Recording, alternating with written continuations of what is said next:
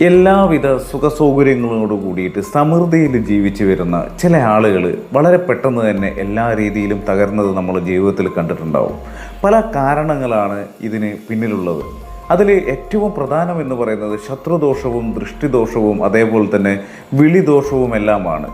ഒരു അർത്ഥത്തിൽ നോക്കിയാൽ ഇതെല്ലാം തന്നെ ഒന്ന് തന്നെയാണെന്ന് നമുക്ക് മനസ്സിലാവുകയും ചെയ്യും. ഇതെല്ലാം ഒന്ന് തന്നെയാണെന്ന് മനസ്സിലാകുമ്പോൾ ഒരു വ്യക്തിക്കോ കുടുംബത്തിനോ ഉണ്ടാകുന്ന ഉയർച്ചയിൽ അസൂയ എന്ന് പറയുന്ന ഒരു സംഭവം ഇത് ബാധിച്ചു കഴിഞ്ഞാൽ ദുരിതവും കഷ്ടപ്പാടുകളും വളരെയധികം പിടികൂടുമെന്നുള്ളതും നമുക്കെല്ലാവർക്കും അറിയാം.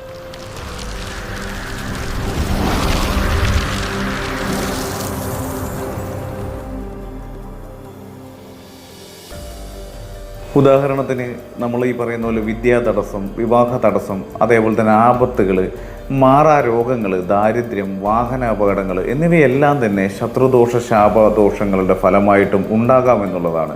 ഇത്തരം ദോഷങ്ങൾ അകറ്റാൻ ഏറ്റവും നല്ല മാർഗങ്ങളിലൊന്ന് ഹനുമാൻ സ്വാമിയെ ഉപാസിക്കുകയാണ് എന്നുള്ളതാണ്. ഇതിനായിട്ട് ഹനുമാൻ സ്വാമിയെ കേന്ദ്രീകരിച്ച് ധാരാളം ഉപാസനാ മാർഗങ്ങളും നമുക്ക് മുന്നിലുണ്ട്. വളരെ പെട്ടെന്നുള്ള ഒരു ഉഗ്ര ഫലപ്രാപ്തിക്ക് വേണ്ടിയിട്ട് ഈ പ്രയോഗങ്ങൾ നമുക്ക് തിരഞ്ഞെടുക്കാമെന്നുള്ളതാണ്. കൃത്യമായിട്ടുള്ള വ്രതനിഷ്ഠ, പ്രാർത്ഥന, ഉത്തമനായിട്ടുള്ള ഒരു കർമ്മയുടെ മാർഗനിർദ്ദേശം ഇതെല്ലാം തന്നെ ഒത്തുചേർന്നാൽ എല്ലാ ദോഷങ്ങളും അതിവേഗം അകന്നു പോകുമെന്നുള്ളതാണ്. ശത്രുദോഷങ്ങളുടെ തീവ്രതയും കാരണവും ജ്യോതിഷത്തിലൂടെ കണ്ടെത്താം. മാത്രമല്ല, അല്ലെങ്കിൽ ശക്തമായിട്ടുള്ള ഒരു ഉപാസനാ ബലമുള്ള വ്യക്തിക്ക് തൻ്റെ ഉപാസനാ ബലം കൊണ്ട് കാര്യങ്ങൾ തിരിച്ചറിയാൻ കഴിയുമെന്നുള്ളതാണ്. നമുക്ക് വേണമെന്നുണ്ടെങ്കിൽ ഈ ദോഷങ്ങളെല്ലാം തന്നെ പരിഹരിക്കാനായിട്ട് ഹനുമാൻ ക്ഷേത്ര ദർശനവും അതേപോലെ തന്നെ ഉപാസനയും എല്ലാം തന്നെ നമുക്ക് നടത്താം. ഇതിനായിട്ട് ഹനുമാൻ ക്ഷേത്രത്തിൽ നടത്താവുന്ന ഏറ്റവും നല്ല വഴിപാടാണ് വെറ്റിലമാല ചാർത്തൽ എന്ന് പറയുന്നത്. ഇതിനൊപ്പം തന്നെ മൂലമന്ത്രം ജപിച്ച് പ്രാർത്ഥിക്കുക കൂടി ചെയ്താൽ അതിവേഗം ഫലം ലഭിക്കുമെന്നുള്ളതാണ്. എന്ന് വെച്ചാൽ ആഞ്ജനേയ മൂലമന്ത്രം എന്ന് പറയുന്നത് 108 തവണ വീതം രാവിലെയും വൈകുന്നേരവും ജപിക്കുക എന്നുള്ളതാണ്. ശ്രീരാമഭക്തനായിട്ടുള്ള ഹനുമാൻ സ്വാമിയെ പ്രാർത്ഥിച്ചാൽ ഏതൊരു വിഷയത്തിലെയും ഭയപ്പാടും അതേപോലെ തന്നെ ശത്രുദോഷവും മാറി മനോധൈര്യവും ഉത്സാഹവും അതേപോലെ തന്നെ പ്രവർത്തന മികവും ഉണ്ടാകുമെന്നുള്ളതാണ്.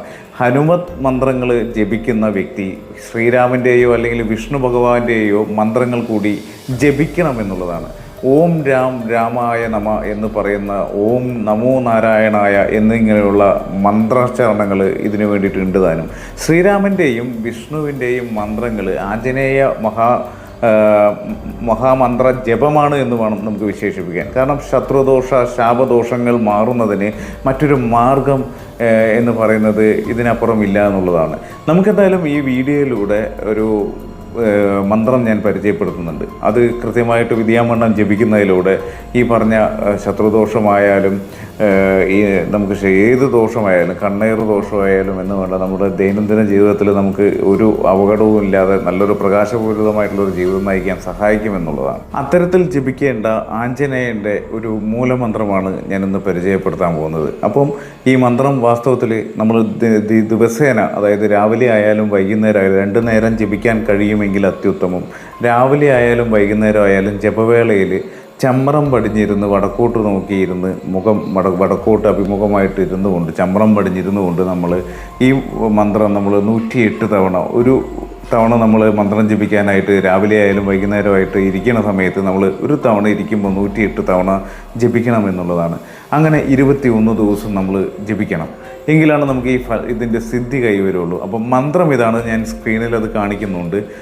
അതായത് ഓം നമോ ഭഗവതേ ആഞ്ജനേയായ മഹാബലായ വീരായ ഹം ഹനുമതേ മഹാവീരാത്മതേ നമ.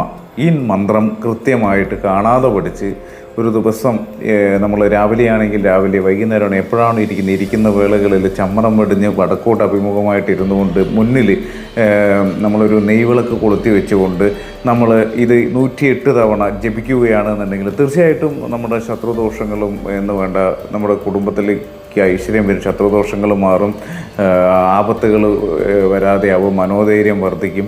അങ്ങനെ ഒരുപാട് ഗുണങ്ങളുണ്ട്. നമുക്ക് കാര്യസിദ്ധിക്ക് ഏറ്റവും അനുയോജ്യമായിട്ടുള്ളൊരു മന്ത്രമാണിത്. അപ്പോൾ വിദ്യാമണ്ണം ഈ പറഞ്ഞ പോലെ ജപിക്കുക എന്നുള്ളതാണ് ഒരു വലിയ കാര്യം തന്നെ.